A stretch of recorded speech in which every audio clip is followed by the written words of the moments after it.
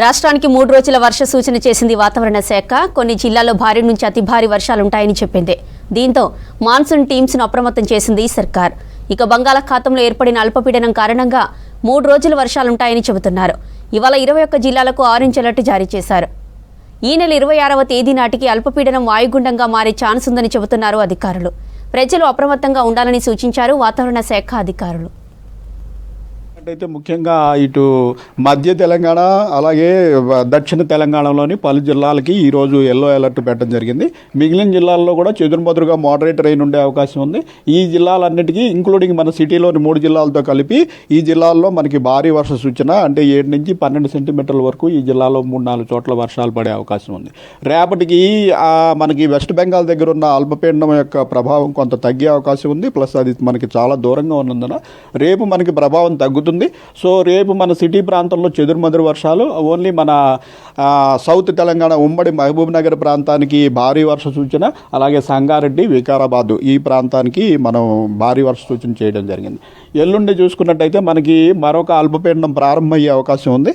దీని ప్రభావం వల్ల మనకి నార్త్ తెలంగాణలోని అన్ని జిల్లాలు, ఈశాన్య తెలంగాణలోని అన్ని జిల్లాలు వీటికి ఎల్లో వార్నింగ్ పెట్టడం జరిగింది. మన సిటీ ప్రాంతంలో మోడరేట్ రైన్ ఉండే అవకాశం ఉంది. 26వ తారీఖు నాటికి ఆ రెండవ అల్పపీడనం వాయుగుండంగా మారి బలపడే అవకాశం ఉన్నందున ప్రభావం మనకి ఎక్కువ ఉంటుంది. సో రాష్ట్రంలోని 31 జిల్లాలకి భారీ వర్ష సూచన, ఈ పశ్చిమాన ఉన్నటువంటి అన్ని జిల్లాలకి కూడా అతి భారీ వర్ష సూచన ఆరెంజ్ వార్నింగ్, అలాగే సెంట్రల్ జిల్లాలకు కూడా ఆరెంజ్ వార్నింగ్ ఇవ్వడం జరిగిందండి. 27వ తారీఖు నాటికి తీరాన్ని దాటి ఇంచుమించు ఛత్తీస్గఢ్ ప్రాంతంలో ఉండే అవకాశం ఉంది. సో అప్పుడు మనకి మళ్ళీ దక్షిణ తెలంగాణ మీద ప్రభావం తగ్గుతుంది. ఉత్తర తెలంగాణ మీద అలాగే నార్త్ ఈస్ట్ తెలంగాణ మీద ప్రభావం ఉంటుంది. కాబట్టి ఈ జిల్లాలకి ఆరెంజ్ వార్నింగ్, అలాగే సెంట్రల్ జిల్లాలకు కూడా ఎల్లో వార్నింగ్ ప్రపంచంలో ఎక్కడా లేని విధంగా ప్రకృతి ఒడిలో సమ్మక్క సారలమ్మ ఆలయం ఉందన్నారు సీఎం రేవంత్ రెడ్డి. ములుగు జిల్లా మేడారంలో సీఎం పర్యటించారు. వనదేవతలను దర్శించుకుని నిలువెత్తు బంగారం సమర్పించారు. ప్రకృతి వైపరీత్యాలను తట్టుకునేలా నిర్మాణాలు చేపట్టేలా ప్రణాళికలు సిద్ధం చేశామన్నారు. ఆదివాసీ పోరాట చరిత్రను, స్ఫూర్తిని భవిష్యత్తు తరాలకు అందించేలా పనిచేయాలన్నారు ముఖ్యమంత్రి. మేడారం మాస్టర్ ప్లాన్పై అధికారులతో సమీక్షించారు సీఎం.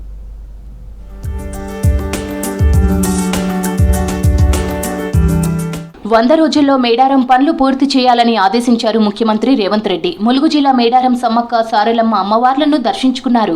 నిలువెత్తు బంగారం సమర్పించి మొక్కులు చెల్లించుకున్నారు సీఎం. మేడారానికి నిధులు ఇచ్చేందుకు ప్రభుత్వం సిద్ధంగా ఉందన్నారు. పనులు త్వరగా పూర్తి చేసే బాధ్యత స్థానిక నేతలదేనని స్పష్టం చేశారు రేవంత్. మేడారాన్ని జాతీయ పండుగగా గుర్తించాలని డిమాండ్ చేశారు. మేడారం అభివృద్ధికి కేంద్రం నిధులివ్వకుంటే అమ్మవార్లే చూసుకుంటారన్నారు రేవంత్ రెడ్డి. ఇప్పటికైనా ఆలోచన చేయండి.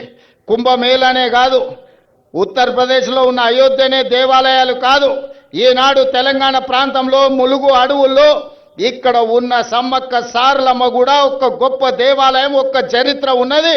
ఒక పోరాట పటిమతో పౌరుషానికి మారు పేరు, రాచరికం మీద తిరుగుబాటు చేసి జెండా ఎగరేసిన సమ్మక్క సారలమ్మ జాతరకు జాతీయ పండుగ గుర్తింపు రావాలి. దీనికి కోట్ల రూపాయలు కేంద్ర ప్రభుత్వం ఇవ్వాలి. ఇవ్వకపోతే మీ ఇష్టం, నేనేమనను కానీ సమ్మక్క సారలమ్మ అన్ని గమనిస్తున్నాయి. మేడారం ఆలయ అభివృద్ధిపై సమీక్ష చేశారు సీఎం రేవంత్ రెడ్డి. ఆలయ అభివృద్ధి, విస్తరణ ప్రణాళిక, డిజైన్లు పూజారులు, ఆదివాసీ సంఘాలకు వివరించారు అధికారులు. ఆలయ పూజారులు, ఆదివాసీ సంఘాల ప్రతినిధుల అభిప్రాయాలు స్వయంగా తెలుసుకున్నారు సీఎం. ఆలయ విస్తరణ, అభివృద్ధిని ముక్త కంఠంతో ఏకీభవించారు పూజారులు, ఆదివాసీ సంఘాలు. ఆదివాసీ సంస్కృతి సంప్రదాయాలకు సంబంధించి పలు అంశాలను ముఖ్యమంత్రి దృష్టికి తీసుకొచ్చారు ఆదివాసీ సంఘాల నేతలు. ఆదివాసీ సంస్కృతి సంప్రదాయాలను, విశ్వాసాలను పరిగణలోకి తీసుకునే ఆలయ అభివృద్ధి ఉంటుందని స్పష్టం చేశారు సీఎం. ఆలయ అభివృద్ధికి ప్రత్యేకంగా ఒక డెడికేటెడ్ టీం ఏర్పాటు చేయాలని అధికారులను ఆదేశించారు ముఖ్యమంత్రి.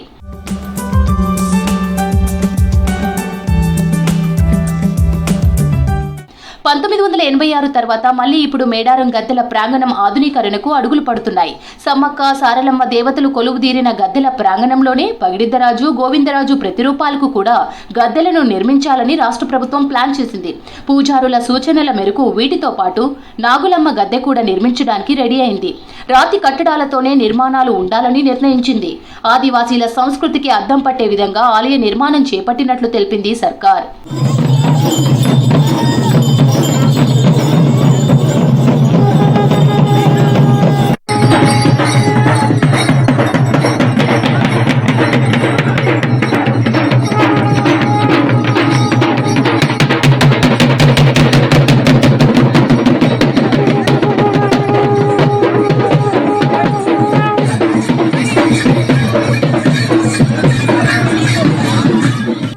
ఆదివాసీలు దేశానికే మూలవాసులని చెప్పారు ముఖ్యమంత్రి. పోరాటానికి పౌరుషానికి సమ్మక్క సారలమ్మలు స్ఫూర్తిని గుర్తు చేశారు సీఎం. తాను ఎమ్మెల్యేగా ఎన్నికైనప్పటి నుంచి అమ్మవార్లను దర్శించుకుంటున్నానని తెలిపారు. ఫిబ్రవరి 6, 2023న ఈ గడ్డ మీద నుంచే పాదయాత్ర మొదలుపెట్టానని చెప్పారు. సమ్మక్క సారలమ్మ ఆశీర్వాదంతో ప్రజాప్రభుత్వం ఏర్పడిందన్నారు. ఆలయాన్ని అభివృద్ధి చేయాలని ప్రభుత్వం సంకల్పించిందని వివరించారు సీఎం రేవంత్ రెడ్డి. సంకల్పం ఉంటే కార్యక్రమం విజయవంతం అవుతుంది. నువ్వు ఎలాంటి ఆలోచన చెయ్యకు, పనులు మొదలుపెట్టు అని చెప్పి ఆనాడు ఫిబ్రవరి 6, 2023 నాడు ఇదే గద్దెల నుంచి గద్దెల ముందు ప్రణమిల్లి ఖచ్చితంగా ఈ తెలంగాణకు పట్టిన చీడ పీడ విరగడి కలిగిస్తాం, దొరల పాలన నుంచి ప్రజా పాలనకు తీసుకొస్తామని ఇక్కడ వేదిక మీద నుంచి ఆనాడు చెప్పడం జరిగింది. ప్రజలు ఆశీర్వదించారు, అవకాశం వచ్చింది. ఈనాడు అభివృద్ధి కార్యక్రమాలు చేయాలన్న సంకల్పంతో ముందుకు వెళ్తున్నాం. 2026 జనవరి 28న జరగనున్న మహాజాతర నాటికి మేడారం రూపురేఖలే మారిపోతున్నాయని మంత్రి సీతక్క అన్నారు. మేడారానికి వచ్చే భక్తులకు అన్ని రకాల సౌకర్యాలతో స్వాగతం పలుకుతామన్నారు. రేవంత్ రెడ్డి పర్యటన, మేడారం మాస్టర్ ప్లాన్ రివ్యూ తర్వాత భావోద్వేగానికి గురయ్యారు మంత్రి సీతక్క. సమ్మక్క సారలమ్మ గద్దెల డెవలప్మెంట్ పై గద్దెలను ముట్టుకోవాలంటే సెంటిమెంట్ గా భయపడ్డామని చెప్పారు. సమ్మక్క సారలమ్మ గద్దెల ప్రాంగణాన్ని విస్తరించడంతో పాటు పెరుగుతున్న భక్తుల రద్దీకి తగ్గట్లు ఏర్పాట్లు చేస్తున్నట్లు తెలిపారు మంత్రి సీతక్క. మనమందరం కూడా తల్లుల దీవెన ఎట్లా ఉందో బలమైనటువంటి ప్రజా ప్రభుత్వం వర్ధిల్లాలని గుడి కూడా నిర్మించేందుకు తల్లుల బలంతో పాటు తల్లుల దీవెనలతో పాటు ఇక్కడికి వచ్చిన అక్క చెల్లెలు అన్నదమ్ములు అందరి సపోర్టుతో మరింత సంకల్ప బలంతో ముందుకు సాగాలని. వచ్చే మేడారం జాతర నాటికి అభివృద్ధి పనులు పూర్తి చేసేలా ముందుకెళ్తోంది సర్కార్. అందరి అభిప్రాయాలతో మేడారం పనులు చేస్తోంది రేవంత్ ప్రభుత్వం. కాంగ్రెస్ హయాంలో పేద ప్రజలకు అన్ని విధాల న్యాయం జరుగుతోందన్నారు మంత్రి వివేక్ వెంకటస్వామి. పలు జిల్లాల్లో పర్యటించి అభివృద్ధి పనులకు శంకుస్థాపన చేశారు. బీఆర్ఎస్ రాష్ట్రాన్ని అప్పుల పాలు చేసిందని విమర్శించారు. ప్రభుత్వ ఆర్థిక స్థితి బాగోలేనప్పటికీ ప్రజలకిచ్చిన హామీలను నెరవేరుస్తున్నట్లు చెప్పారు మంత్రి వివేక్ వెంకటస్వామి.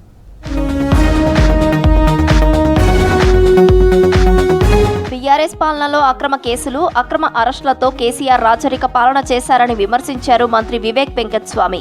మంచిర్యాల జిల్లా మందమరిలో 82 మంది లబ్ధిదారులకు కళ్యాణ లక్ష్మి, షాదీ ముబారక్ చెక్కులు పంపిణీ చేశారు. గత 10 ఏళ్ల మిగులు రాష్ట్రాన్ని కేసీఆర్ 8 లక్షల కోట్ల అప్పుల రాష్ట్రంగా మార్చారని మండిపడ్డారు. ఆ అప్పుకు నెలకు 5,000 కోట్ల వడ్డీని కాంగ్రెస్ ప్రభుత్వం చెల్లిస్తోందని చెప్పారు మంత్రి. ఎన్నికల్లో ఇచ్చిన హామీలను ప్రభుత్వం ఒక్కొక్కటిగా అమలు చేస్తోందని వివరించారు. సింగరేణి కొత్త గనులపై సీఎం రేవంత్ రెడ్డి నిర్ణయం తీసుకున్నారని చెప్పారు. ఖజానా అంతా ఖాళీ చేసింది. 60,000 కోట్ల అప్పు ఉంటే టీఆర్ఎస్ ప్రభుత్వము 8 లక్షల కోట్ల అప్పు చేసింది. మీ అందరు తెలుసు, మీరు ఇల్లు నడిపిస్తారు. 10,000 రూపాయలు ఆమ్దాని ఉంటే 10,000 రూపాయలే ఖర్చు పెట్టాలి. దాన్ని 30,000 ఖర్చు పెడితే బ్యాంక్కి వెళ్ళి లోన్ తీసుకొచ్చి మళ్ళీ మిత్తి పెరుగుతూ ఉంటుందా లేదా? ఇప్పుడు మనకు నెలకు 5,000 కోట్ల రూపాయలు కేవలం మిత్తి కోసం కడుతున్నది. ఏం ఆమ్దాని లేకున్నా కానీ 5,000 కోట్ల రూపాయలు బ్యాంకు కట్ చేసుకుంటుంది రాష్ట్ర ప్రభుత్వం నుంచి. అంటే సంవత్సరానికి 60,000 కోట్ల రూపాయలు ఖాళీ మిత్తి కోసం. మహిళలు ఆర్థికంగా ఎదిగినప్పుడే వారి కుటుంబాలు ఆర్థికంగా బలోపేతం అవుతాయన్నారు మంత్రి వివేక్ వెంకటస్వామి. క్యాతన్పల్లిలో 6 లక్షల రూపాయలతో నిర్మించిన మెప్మా కార్యాలయ భవనాన్ని ప్రారంభించారు. మహిళా సంఘాలకు బ్యాంకు లింకేజీతో 2 కోట్ల రుణాలు పంపిణీ చేశారు. రామకృష్ణాపూర్లో నూతనంగా నిర్మించిన మెప్మా భవనాన్ని ప్రారంభించారు మంత్రి వివేక్. కాంగ్రెస్ ప్రభుత్వం వచ్చాక మహిళా శక్తి సంఘాలకు 21,000 కోట్ల వడ్డీ లేని రుణాలను అందించామని చెప్పారు. ఫ్రీ బస్ పథకానికి ఇప్పటి వరకు రాష్ట్ర ప్రభుత్వం 10,000 కోట్లు ఖర్చు చేసిందన్నారు వివేక్. మీకు మిత్తి లేని రుణాలు ఇస్తున్నాము. మహిళలకు ఫ్రీ బస్సు, మీరు ఎక్కడంటే అక్కడ తిరగవచ్చు బస్సులలో. అవునా కదా? మీ అందరికీ మహిళలకు ఫ్రీ బస్ కోసము ఇప్పటి వరకు మన కాంగ్రెస్ ప్రభుత్వము 10,000 కోట్ల రూపాయలు ఖర్చు పెట్టింది. మీ సన్న బియ్యానికి ఇప్పటి వరకు 9,000 కోట్ల రూపాయలు రాష్ట్ర ప్రభుత్వం ఖర్చు పెట్టింది. ఈ నిధులు ఎక్కడి నుంచి వస్తాయమ్మా? ఇది మీ నిధులే. ఇంతకుముందు టీఆర్ఎస్ ప్రభుత్వం ఏం చేసింది? ఖజానా ఖాళీ చేసింది. సింగరేణి సంస్థ లాభాల్లో ఉండటానికి కాకా వెంకటస్వామి కారణమన్నారు మంత్రి వివేక్ వెంకటస్వామి. పెద్దపల్లి పట్టణంలో శాంతినగర్ దుర్గామాత మండపంలో ప్రత్యేక పూజలు నిర్వహించారు. రాష్ట్ర ప్రజలు సుఖ సంతోషాలతో ఉండాలని ప్రార్థించారు మంత్రి వివేక్. 1995లో అప్పటి ప్రధానిని ఒప్పించి 10,000 కోట్ల నిధులు తెచ్చిన ఘనత కాకా వెంకటస్వామికి దక్కిందన్నారు మంత్రి. సింగరేణి అభివృద్ధికి నేడు ఎంపీ వంశీకృష్ణ కృషి చేస్తున్నారన్నారు. రిటైర్డ్ కార్మికులకు పెన్షన్ కోసం కేంద్రాన్ని ఒప్పించారన్నారు. రామగుండం ఫర్టిలైజర్ కంపెనీ రీఓపెన్ కు 6,000 కోట్ల ఆర్థిక సహాయం అందేలా కృషి చేశానన్నారు మంత్రి వివేక్. కార్మికులకు ఎప్పుడు కూడా కాకా వెంకటస్వామి గారు పనిచేశారు. రామగుండంలో 30,000 పట్టాలు ఆ రోజులలో సింగరేణి కార్మికులకు ఇప్పించింది సంగతి ప్రజలందరికీ తెలిసే. తర్వాత CMPF funds, pension funds coal sector లో, ప్రైవేట్ సెక్టర్ లో పెన్షన్ ఇప్పించడం అన్ని కూడా కాకా వెంకటస్వామి గారు చేయడం. పెద్దపల్లి ఎంపీ వంశీకృష్ణ గారు కూడా మన పార్లమెంట్ లో మాట్లాడి సింగరేణి రిటైర్డ్ కార్మికులకు 120 కోట్ల రూపాయలు వారి ఖాతాలో జమ చేసి రిటైర్డ్ కార్మికులకు ఆదుకోవడం. అర్హులందరికీ ఇందిరమ్మ ఇండ్లు నిర్మించి ఇస్తామని స్పష్టం చేశారు మంత్రి వివేక్ వెంకటస్వామి. ఇందిరమ్మ ఇండ్లు ఇస్తుండటంతో లబ్ధిదారులు సంతోషం వ్యక్తం చేస్తున్నారని చెప్పారు. కాళేశ్వరం ప్రాజెక్టులో అవినీతి జరిగిందన్నారు. ప్రజాపాలనలో తాము నిరుపేదలకు ఇండ్లు కట్టించి ఇస్తున్నామన్నారు. సిద్దిపేట పట్టణంలోని 37వ వార్డులో పలు అభివృద్ధి పనులకు శంకుస్థాపన చేశారు మంత్రి వివేక్ వెంకటస్వామి. తర్వాత ఎన్సాన్ పల్లిలో ఇందిరమ్మ ఇండ్లను పరిశీలించారు. అంతకుముందు సిద్దిపేటకు చేరుకున్న మంత్రి వివేక్ కు మహిళలు మంగళ హారతులతో ఘన స్వాగతం పలికారు. ప్రజల ఏదైతే అవసరాలు ఉన్నాయో దాని గురించి కాంగ్రెస్ ప్రభుత్వం కడుతుందని చెప్పి మళ్ళొకసారి చాలా సంతోషంగా అనిపించింది.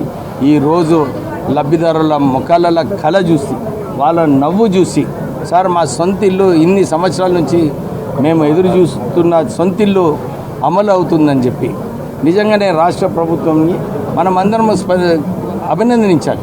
వాళ్ళు బేస్మెంట్ వచ్చే వరకు 1,00,000 రూపాయలు వచ్చినాయి.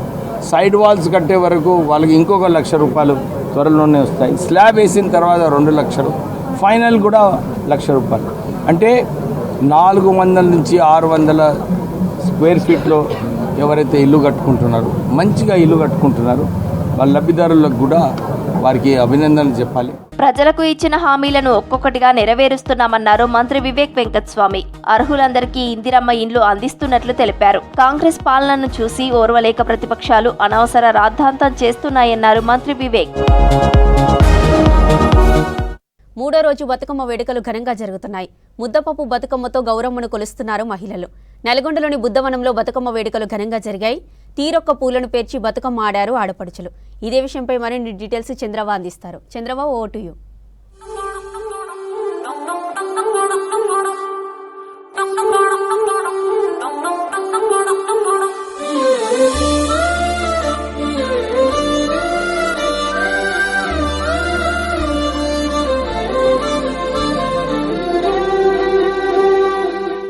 బతుకమ్మ ఆడనికి ఈడికి వస్తే ఇక్కడ అందరు కూడా బుధవనంలో పనిచేసేటటువంటి స్టాఫ్ వాళ్ళు అందరు ఉన్నారు. వాళ్ళందరితోటి బతుకమ్మ ఆడనికే బతుకమ్మ వేరుద్దామని లోపలికి వచ్చిన నేను. బతుకమ్మ పేర్చుకుంటే అందరితోటి ముచ్చట్లు పెడుతున్నా. బతుకమ్మ వేర్చుకుంటే చాలా మంది బతుకమ్మ పాటలు పాడతారు, కొంతమంది ఏమో బతుకమ్మ ముచ్చట్లు చెప్తారు, కొంతమంది ఏమో బతుకమ్మ ప్రసాదాల గురించి చెప్తారు. అసలు బతుకమ్మ ఆడడం వల్లనంట మొన్న ఒక బుజ్జి చెప్పింది నాకు, మన సంస్కృతి ఏదైతే ఉన్నదో అది మళ్ళీ వచ్చే తరం వాళ్ళకి తెలవాలని అంటే బతుకమ్మ ఆడాలి. అందుకనే వాళ్ళకి ఇది పచ్చగున్నది అమ్మ జరిగి ఎర్రది పెడదాం. మన సంస్కృతి అంతా మనకు తెలుస్తుంది, పిల్లలకు మన కల్చర్ ఏంది అనేది తెలుస్తుంది అని చెప్పింది. అర్రే ఇటు బందుకు ఇర్రయినాయి. నీ పేరేంది బుజ్జి? జ్యోతమ్మ. మీరెక్కడోళ్ళు? సాగరోళ్ళే. మీరు ఆడతారా అమ్మ బతుకమ్మడ? జ్యోతి వాళ్ళ ఇండ్ల కాడ ఆడతారంట బతుకమ్మ మంచిగా. జ్యోతి ఈడెన్నేళ్ళకేంచి ఆడుతున్నావు నువ్వు? మరి పోయిన సంవత్సరము అంతకు ముందు సంవత్సరం కూడా ఆడినరంట. ఈ త్యాపకు మళ్ళీ వేస్తుండ్రంట. మనము ఇప్పుడు కరెక్ట్గా నాగార్జున సాగర్ అంటే ఎంత దూరం వచ్చినామంటే ఈ సాగర్ దాటి అవతల బంధు కోతిమంటే ఎత్తిపోతల పథకం అని ఉంటుంది కదా, ఆడికి పోతాము. అది దాటినామంటే మాచెర్ల సినిమా కూడా వచ్చింది కదా, మాచెర్ల నియోజకవర్గం అని. అగో ఆ మాచెర్లకు పోతాము. కాబట్టి సగము అంటే దగ్గర పక్కకే ఉన్న ఆంధ్రప్రదేశ్లకు ఉన్నది కాబట్టి ఇది పక్కపక్కకే ఉన్నాయి. బార్డర్ దాటితే ఆంధ్రప్రదేశ్, బార్డర్ యువతల తెలంగాణ. సగం మంది అక్కడోళ్ళు ఇక్కడోళ్ళు అక్కడ అట్లున్నారు. కాబట్టి కొంతమంది వాళ్ళ పద్ధతులను బట్టి వాళ్ళ ఊర్లను బట్టి బతుకమ్మలు ఆడతారు, ఆడరు. ఇక్కడ ఉన్న అక్కలు సగం మంది అవతల బంధుకోళ్ళు ఉన్నారు, సగం మంది యువతల బంధుకోళ్ళు ఉన్నారు. మంచిగా జ్యోతి నీకేమన్నా వచ్చా పాటలు, బతుకమ్మ పాటలు? అయ్యో పాపం రాదంట ఇక్కడిది. నీకు వచ్చా బతుకమ్మ పాట? నీ పేరేందమ్మా? ఉమాదేవి. ఉమాదేవికి కానీ బతుకమ్మ పాట రాదు. అక్క నమస్తే, బాగున్నావా? ఆ అక్క నాకు తెలుసు, నేను ఆ అక్క మొదలు కలుసుకున్నాం ఒకసారి. ఆ అక్క నన్ను కునం పట్టలేదు కానీ నేను ఆ అక్కని కునం పట్టిన. అక్క బాగున్నావా? మీ పేరేందక్క? విజయలక్ష్మి అక్క. ఎక్కడోళ్ళు మీరు? గుంటూరు. అక్క ఎట్లా అనిపిస్తుంది బతుకమ్మ? మీరు ఎప్పుడైనా ఆడినరా అక్క? ఇక్కడ పని చేస్తారా? చూడడానికి వచ్చిండ్రు. బుద్ధవనంలోనే ఉంటారు. ఆ అక్క ఈడనే ఉంటుందా అంట కానీ చూడడానికి వచ్చిందట. అక్క గుంటూరు అక్క. వాళ్ళ అక్క మీ దిక్కు ఉండదు కదా బతుకమ్మ పండుగ? పుట్టి అమ్మవారి నవరాత్రులు నడుస్తాయి ఆడ. అక్కడ అంటే ఆంధ్రప్రదేశ్లో బతుకమ్మ పండుగ ఉండదు కాబట్టి నవరాత్రులు నడుస్తాయి అమ్మవారికి. ఆ అక్కనేమో ఈడ ఈరోజు చూడడానికి. అక్క ఈడనే ఉంటున్నావు. బుక్ షాప్ ఉన్నది, బుక్ షాప్ని చూసుకుంటుందా అంట అక్క. మొత్తానికి బుద్ధవనం కాడికి వచ్చి బతుకమ్మను వేర్చుకుంటుంటే నాకు ఒక ముద్దుగా ఒక సంతోషం అనిపించింది. ఏంటంటే ఇంత మంచిగా ప్రశాంతమైన వాతావరణంలో మహాస్తూపం ముందట కూర్చొని బతుకమ్మ వేర్చుకునే అదృష్టము వాళ్ళకి వీళ్ళకి వస్తుందా? మనకే వచ్చింది. తెలంగాణ ఆడపడుచులు అంటేనే అది అదృష్టము. మేమే అదృష్టవంతులం. మమ్మల్ని మించిన అదృష్టం ఇవ్వకుండా. అమ్మ పచ్చపూలు పెడదాము కాదు, ఇది పెడదాం, తంగెడు పువ్వు పెట్టాలి. మరి మనం అసంటోళ్ళం. మరి అమ్మ ఒక్కసారి ఈ చెల్లెతోటి ఇంకొక పాట పాడిపిస్తా. దుంకే బతుకమ్మ పాట కాకుండా ఇంకొక పాట వచ్చా ప్రేమలత? నువ్వు వాడు చెల్లె ఇంకొక పాట. నువ్వు వాడుతుంటే నేను అందిస్తా కానీ నాకు దబుక్కుని అనగానే మర్చిపోతా. లేకుంటే ఉత్తుగా అనుకో మంచిగా గుర్తుకుంటాయి. ఇక దబుక్కున వాడు అనగానే ఆయనతో మర్చిపోతా. ఒక మంచి పాట వాడు చెల్లె. ఇద్దరికి వెళ్ళండి లచ్చా. పాడు. ఇద్దరక్క చెల్లెళ్ళు ఉయ్యాలో ఒక్కూరికి ఉయ్యాలో, ఇద్దరక్క ఎల్లెన్లు ఉయ్యాలో ఒక్కూరికి ఉయ్యాలో, ఒకడే మాయన్న ఉయ్యాలో వచ్చన్న పొడు ఉయ్యాలో, ఒక్కడే మాయన్న ఉయ్యాలో వచ్చన్న పొడు ఉయ్యాలో, ఎట్లొత్తు చెల్లెలా ఉయ్యాలో ఏరడ్డ మాయ ఉయ్యాలో, ఎట్లొద్దు చెల్లెలా ఉయ్యాలో ఏరడ్డ మాయ ఉయ్యాలో, ఎరుకు ఎంపల్లి ఉయ్యాలో తోటడ్డ మాయ ఉయ్యాలో, ఎరుకు ఎంపల్లి ఉయ్యాలో తోటడ్డ మాయ ఉయ్యాలో, తోటాకు 90 ఉయ్యాలో తలుపులడ్డ మాయ ఉయ్యాలో, తోటకు 90 ఉయ్యాలో తలుపులడ్డ మాయ ఉయ్యాలో, తలుపులకు తాళాలు ఉయ్యాలో ఎండి శీలాలు ఉయ్యాలో, తలుపులకు తాళాలు ఉయ్యాలో ఎండి శీలాలు ఉయ్యాలో, ఎడిసీలు నడమ ఉయ్యాలో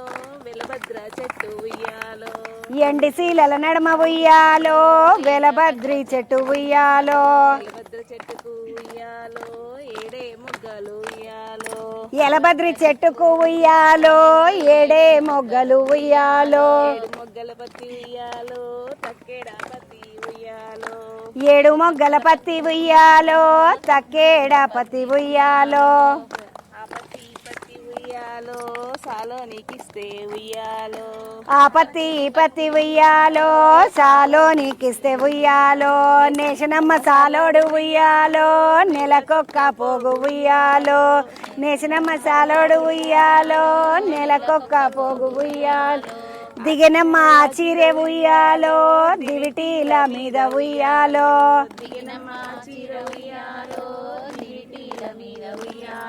కట్టెనమ్మ మా వదిన ఉయ్యాలో కొంగు గదలాకుంటా ఉయ్యాలో, కట్టెనమ్మ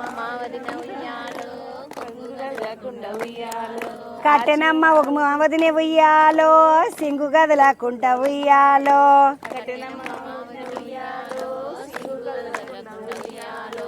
ఆ చీర కట్టుకొని ఉయ్యాలో హంసల బావికి ఉయ్యాలో,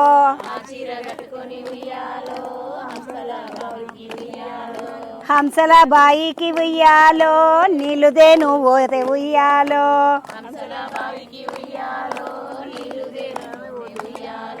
హంసలన్నీ గుడి ఉయ్యాలో అంచే జీరే ఉయ్యాలో,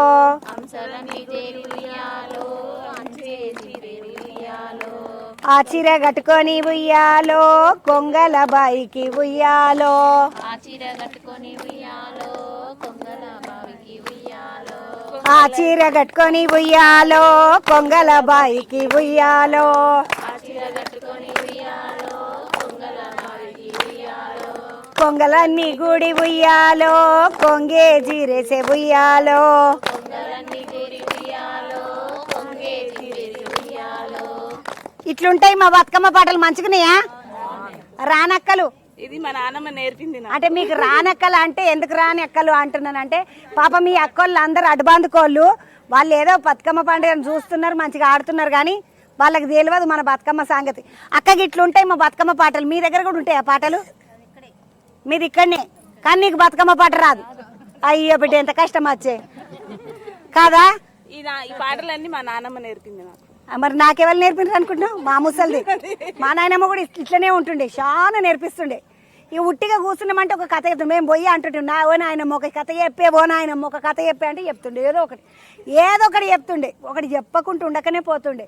అందుకనే నాయనమ్మల దగ్గర అమ్మమ్మల దగ్గర పెరిగిన పోరలకు మస్తు ముచ్చట్లు తెలిసి ఉంటాయి. బతుకమ్మలు అన్నీ రెడీగా ఉన్నాయి, పోయి బతుకమ్మ ఆడదాము. ఎందుకంటే మన తెలంగాణలో దబదబ దబదబ ఎప్పుడు వాన పడుతుందో తెలుస్తలేదు. వాన కొట్టక ముందే జరిసేపు 4 చుట్లన్నా తిరుగుతాం కదక్క. నడుండి పట్టుకపోదాం.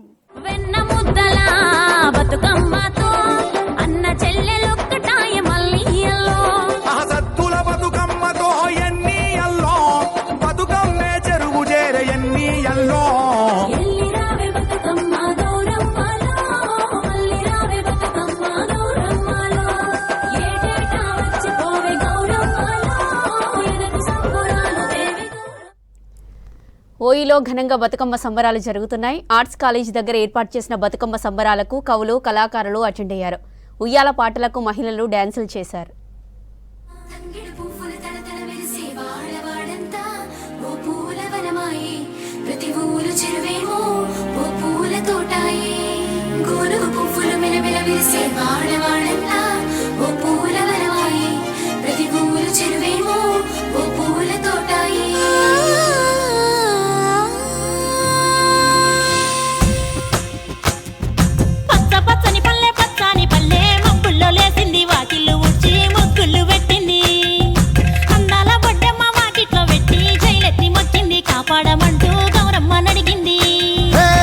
ఆడబిడ్డలు ఇంటింట నిందే అమ్మ నాన్న గుండెంత పొంగే సత్తి పిండి సకినాలు చూస్తే నోటి నిండా ఊరిల్లూరే.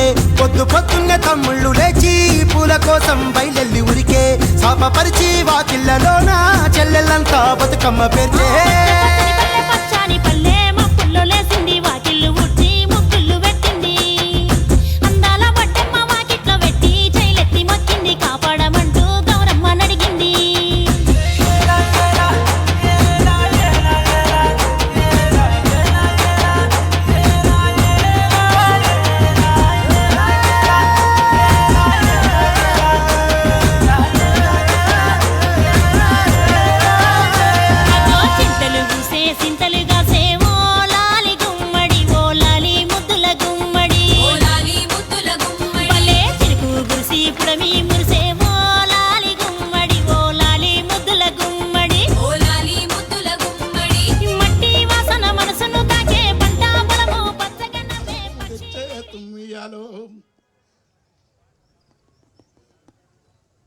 ఇట్లా ఈ పాట ఉన్న మీకు నేను ఇక చాలా ఆనందంగా ఇట్లా కలిసి ఉండాలా. ఎప్పుడైనా బాధల్లో కొట్లాడుకోవాలి, తిట్టుకోవాలి. తెలంగాణ అంటే వేసినప్పుడు అరే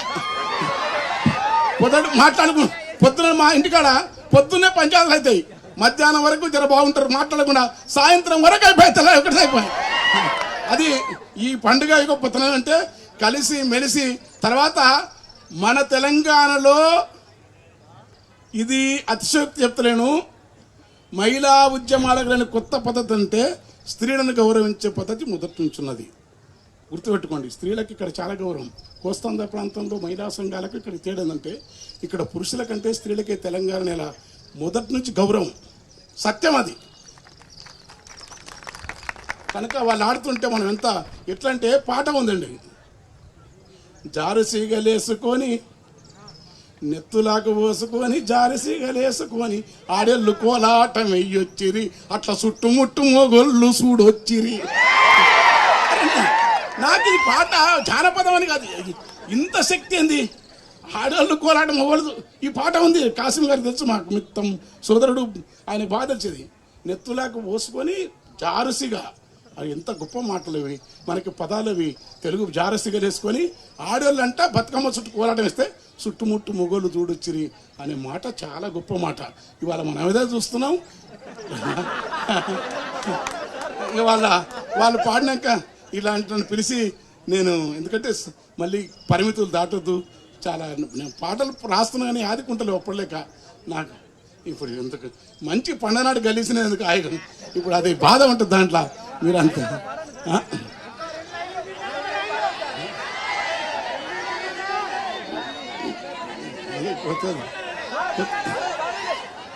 అంటే డప్పు లేదు, డోలకు లేదు.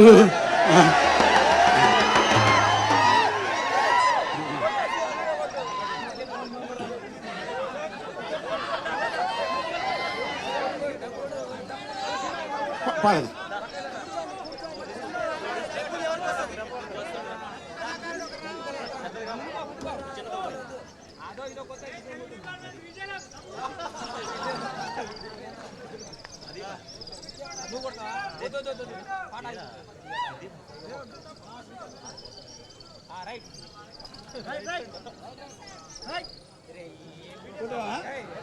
ఇద్దరు కూడా అండి, ఇద్దరు బాగుంది.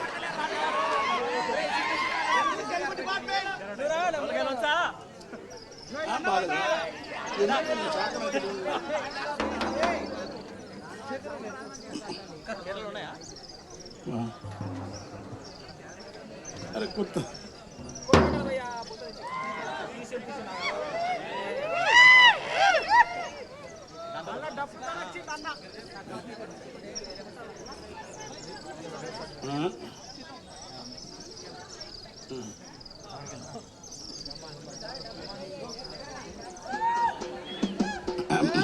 మా ఊర్లో మంచి కవి మంచి ఇట్లా పాడుతుండే 100 పద్యాలు.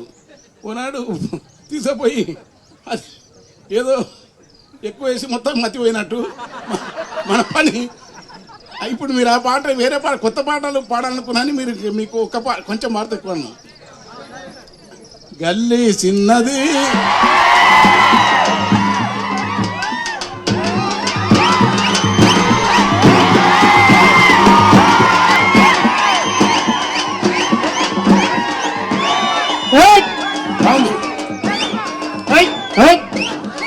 గల్లీ చిన్నది గరీబోళ్ళ కథ పెద్దది. గల్లీ చిన్నది గరీబోళ్ళ మీరు కొట్టండి మరి కోరస్ దాని పక్కరా. గల్లీ చిన్నది గరీబ్ చేయబట్టకు మంచిగా ఉన్నది, దాన్ని ఏమనకు ఇంకా సా. గల్లీ చిన్నది గరీబోళ్ళ కథ పెద్దది, వాళ్ళున్న ఇల్లు కిల్లి కొట్ల కన్న చిన్నగున్నయో. గల్లీ గల్లీ చిన్నది గరీబోళ్ళ కథ పెద్దది, గల్లీ చిన్నది.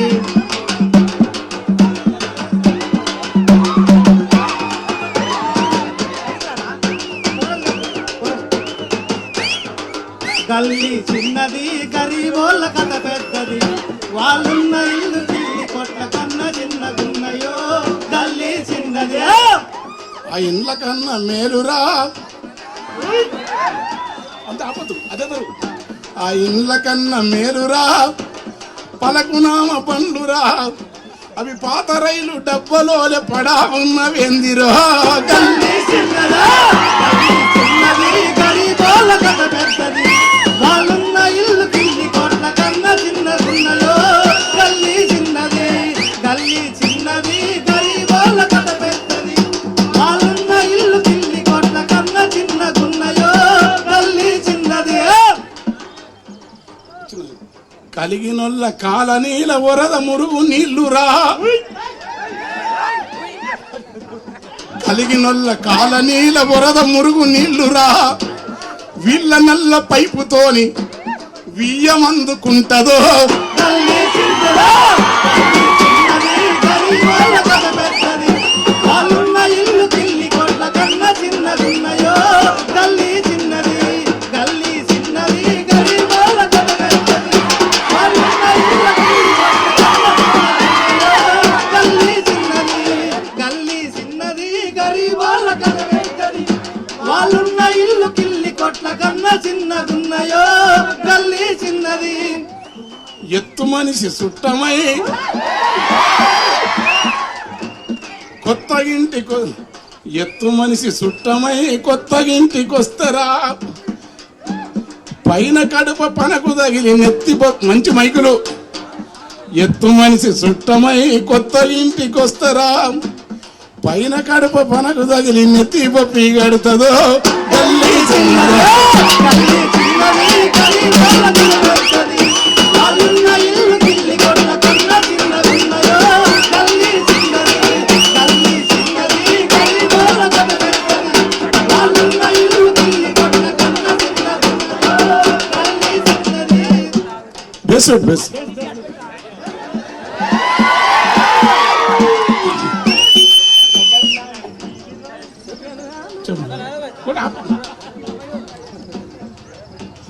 సాంపెదల్లి ముగ్గులేయ సాన కోరికుంటది. రంగురంగు పూలు తెచ్చి అమ్మను బతుకమ్మను అందంగా అలంకరించే తపన ఉంటది. అంత కోరికున్న సాంపెదల్లి ముగ్గులేయ సాన కోరికుంటది.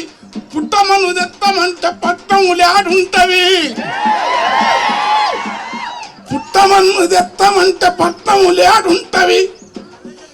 వెనకట ఉస్మానియా యూనివర్సిటీలో తాటి చెట్టంతా పుట్టలుండేటివట. ఆ పుట్టలున్న తావులన్నీ ఎవడు ఎత్తుకెళ్ళే అడగరు.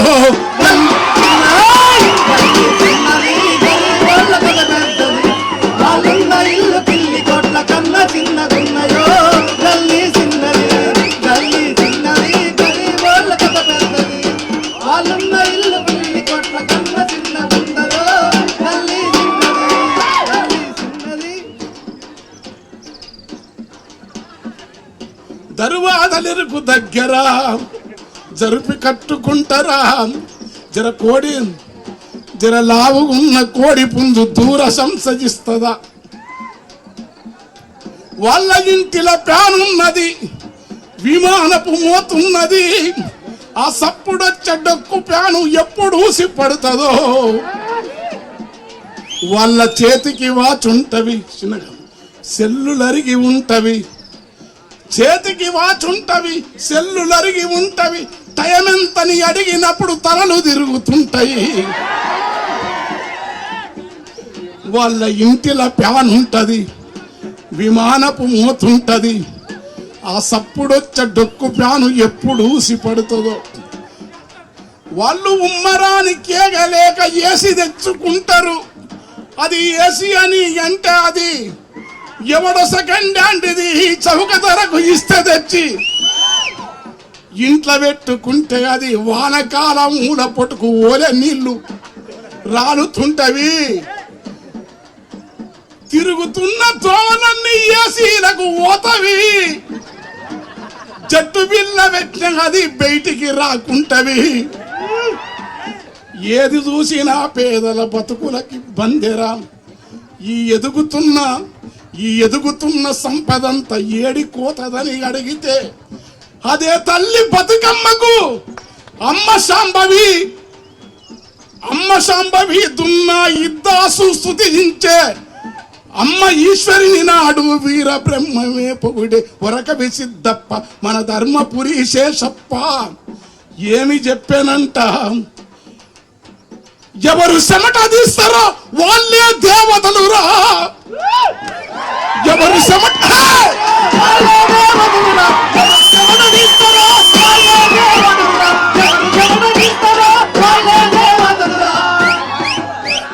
ఎవరు చెమట తీస్తారో వాళ్ళే దేవతలురా.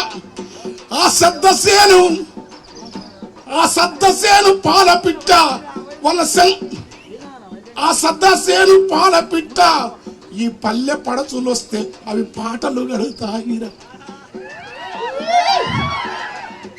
ఈ గోరటం కన్న లాంటి కవిని ఎవరు నేర్పిరంట? ఆ జొన్నాసేను, సద్దాసేను, తైదసేను, ఆర్కసే, రాగి కంకి,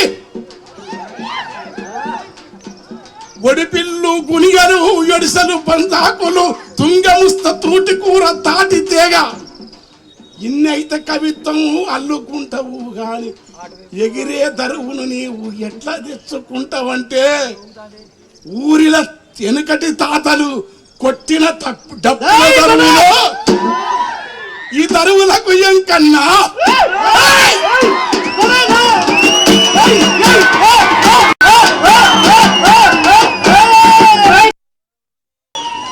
నేను నేర్చుకున్న దరువు అక్కడ పానం ఉంది. ఇక్కడ అది కత్తి పెట్టిన గాని కలిసిన బంధము తెగదురా. కడుపులో ఉంటది.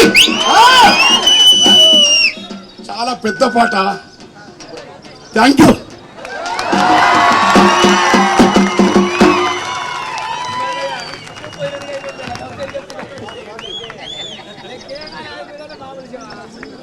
Give a round of applause to our daddy now. Indiramma ఇండ్ల పథకంతో ఆదివాసీల స్థితి మారిపోనుంది. గుడిసెల స్థానంలో పక్కా ఇండ్లు రెడీ అవుతున్నాయి. ఇండ్ల నిర్మాణంతో ఆదివాసీలో ఆనందం కనబడుతోంది. దశాబ్దాలుగా పక్కా ఇండ్ల కోసం చూస్తున్నామంటున్నారు ఆదివాసీలు.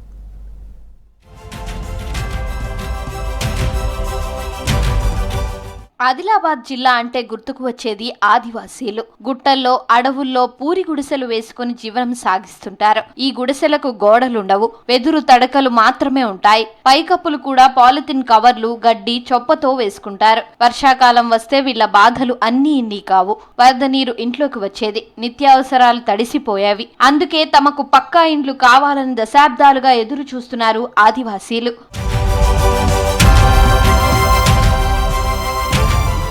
గతంలో డబుల్ ఇండ్ల కోసం ఎదురు చూసినా వీళ్లకు ఒక్క ఇల్లు కూడా రాలేదు. ప్రస్తుతం ఇందిరమ్మ ఇండ్ల పథకంలో భాగంగా గిరిజన గూడాలకు పక్కా ఇండ్లు మంజూరయ్యాయి. దీంతో పనులు కూడా వేగంగా జరుగుతున్నాయి. ఇప్పుడు తమ గుడిసెల స్థానంలో పక్కా ఇండ్లు కట్టుకుంటున్నారు గిరిజనులు. దహిగూడ అనే గూడెంలో 43 కుటుంబాలుండగా అందరికీ ఇండ్లు మంజూరయ్యాయి. ఇప్పుడు ఊరంతా అనా పైసా భారం లేకుండా పక్కా ఇండ్లు కట్టుకుంటున్నారు. ఎన్నో ప్రభుత్వాలు వచ్చినాయి కానీ ఇందిరమ్మ ఇల్లు ఇవ్వడం కానీ ప్రజలకు అందుబాటులో ఎవరికి ఆదుకోలేనంటి పరిస్థితి ఉండే. ఎప్పుడు మా కూర గుడిసెలలో ఎప్పుడు కూలిపోవడం కానీ అనేక ఇబ్బందులు పడే వాళ్ళం. అప్పుడు కాంగ్రెస్ ప్రభుత్వాన్ని మాకు ఇందిరమ్మ ఇండ్లు దక్కినాయి. ఇప్పుడు మళ్ళా ఇదే కాంగ్రెస్ ప్రభుత్వం. గత టీఆర్ఎస్ 10 ఏళ్ల పరిపాలన మాకు ఎలాంటి సహకారం కాలేదు. ఇది అయితే బాగా సంతోషకరణం. మేము రేవంత్ రెడ్డిని సుగా ఎన్నో విధాలుగా చేతులు జోడించి మరి వేడుకుంటున్నాం. మా పేద పట్ల ఎంత దయ చూపెట్టినందుకు. గూడెంలో ఇప్పటికే 27 ఇండ్ల నిర్మాణం చివరి దశకు చేరింది. వీటిలో కొన్ని స్లాబ్ వరకు వచ్చాయి. సాధ్యమైనంత త్వరగా ఇల్లు పూర్తి చేసుకుంటున్నామంటున్నారు గిరిజనులు. పూరి గుడిసెల్లో ఇబ్బందులు పడుతున్న తమకు ఇందిరమ్మ ఇండ్లు రావడం ఆనందంగా ఉందని చెప్తున్నారు. మా దయగూడెం విలేజ్లో పాలెట్ విలేజ్ చేసింది. మాకు ఇప్పుడు కొలాంసు విలేజ్ మా పీటీజీ ద్వారా మనకి ఇప్పుడైతే 35 ఇండ్లు ఇక్కడ వచ్చినాయి. మనకు తడకలు కట్టినా మేము ఎంత వర్షం వచ్చినా మీకు నీళ్లు వచ్చటము, మేము ఆ బియ్యము పీపను ఎత్తుకొని ఎటైనా పోవటం, తినుకుంటా సుగా టట్టించుగా మేము పట్టుకొని ఎటైనా వేరే ఇంటికి పోయి తినటము అటువంటి జరిగి ఇప్పుడు మాకు బాగా సంతోషం ఉన్నది. మరి 10 నేను 10 ఏళ్ళతో నేను నమస్కారం చేసి మరి చెప్తున్నా. 10 ఏళ్ల నుంచి టీఆర్ఎస్ ప్రభుత్వం ఉన్నది. ఎప్పుడు డబుల్ బెడ్రూమ్ అన్నది, టిబుల్ అన్నది, అత్త స్టేట్ ఉంటాడు, మామ స్టేట్ ఉంటాడు, అల్లుడ స్టేట్ ఉంటాడు, బిడ్డ స్టేట్ ఉంటాడని అన్నది. కానీ మాకు టబుల్ లేదు, టిబుల్ లేదు. ఇన్ని రోజులు అయితే ఇండ్లు లేకుండే బాగా పరిశాన్ ఉండే. తమామే బీద వాళ్ళు ఇల్లు లేని వాళ్ళకు ఉండే అందరికీ సంతోషం ఉన్నది. రేషన్ కార్డు లేని వాళ్ళకు రేషన్ కార్డు ఇచ్చేసిండ్లు. మరి మనకు బియ్యం వస్తున్నది, మస్తు తింటున్నాం అందరికి. మాకెక్కడ పోయినా కూడా ఊళ్ళకి తిరిగినా కూడా సంతోషం ఉన్నది సార్. ఏడికి పోయినా కూడా ఇట్లా తడకలు కప్పి, పారీలు కప్పి, టీన్లు కప్పి ఉంటుంటాం. కానీ ఇప్పుడు ఊరంతా తిరిగినా కూడా ఇటుకతోని సలప్తోని సూపర్ కనబడుతుంది సార్. మాకైతే ఆనందం ఉన్నది మన ఊళ్ళో. అన్ని ఇండ్లు నిర్మాణం పూర్తి కాగానే అంతా కలిసి గృహప్రవేశం చేస్తామంటున్నారు గిరిజనులు. దాదాపు 15 సంవత్సరాల నుంచి మాకు ఇండ్లు రాలేదు, ఏం రాలేదు. బాగా ఇబ్బంది ఉండే, లోపట్లకెళ్ళి నీళ్ళు పోతుండే అన్న ఈడికాడికి. ఫుల్ వర్షాలు ఉండే అప్పటికి. మాకు కాంగ్రెస్ తరపు నుంచి ఇల్లు వచ్చింది, మంచిదే, సౌకర్యంగానే అవుతున్నాయి. దశాబ్దాలుగా ఎదురు చూస్తున్న పక్కా ఇండ్లలోకి వెళ్లేందుకు ఆశగా ఎదురు చూస్తున్నారు. రాజన్న సిరిసిల్ల జిల్లా కలెక్టర్పై తీవ్ర ఆగ్రహం వ్యక్తం చేసింది హైకోర్టు. ఆయనపై చర్యలు తీసుకోవాలని ప్రిన్సిపల్ హోం సెక్రటరీని ఆదేశించింది. మిడ్మానేరు నిర్వాసితురాలు వనబట్ల కవితకు నష్టపరిహారం ఇవ్వాలని గతంలో హైకోర్టు ఆదేశించింది. ఆమెకు నష్టపరిహారం ఇవ్వకపోగా కలెక్టర్ ఆదేశాలతో అక్రమ కేసులు పెట్టారు అధికారులు. దీంతో మరోసారి హైకోర్టును ఆశ్రయించారు బాధితురాలు. గతంలో ఇదే పిటిషన్పై విచారణలో భాగంగా కోర్టు ప్రొసీడింగ్స్ తెలియదా, కోర్టుకు వచ్చే పద్ధతి ఇదేనా అంటూ కలెక్టర్పై న్యాయమూర్తి సీరియస్ అయ్యారు. కలెక్టర్ను చూస్తే మాకే భయంగా ఉంది, ప్రజలు ఎలా సేవ చేస్తారని ప్రశ్నించారు. గతంలో ఇచ్చిన నష్టపరిహారం తీర్పు యథావిధిగా అమలు చేయాలని ప్రభుత్వాన్ని సీఎస్ను ఆదేశించారు.